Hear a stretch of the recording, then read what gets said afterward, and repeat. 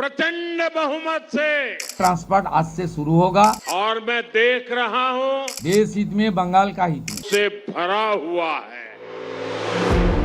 ভারত বাংলাদেশ সীমান্ত ঘিরে নতুন করে বাড়ছে উদ্বেগ। পশ্চিমবঙ্গে ক্ষমতায় আসার পর বিজেপি সরকারের প্রথম মন্ত্রিসভার বৈঠকেই নেওয়া হয়েছে কড়া এক সিদ্ধান্ত।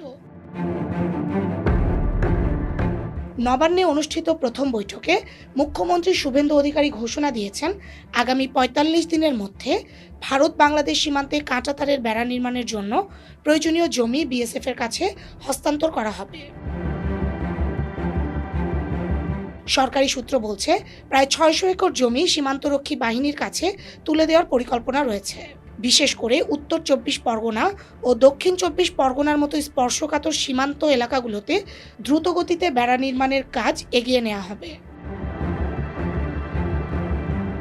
বিজেপির দাবি, অনুপ্রবেশ, মানব পাচার ও চোরাচালান ঠেকাতেই এই উদ্যোগ। দীর্ঘদিন ধরে যেসব অংশে কাঁটাতারের বেড়া অসম্পূর্ণ ছিল সেগুলো দ্রুত বন্ধ করতে চায় নতুন সরকার। তবে এই সিদ্ধান্ত ঘিরে সীমান্ত এলাকার বাসিন্দাদের মধ্যে তৈরি হয়েছে মিশ্র প্রতিক্রিয়া।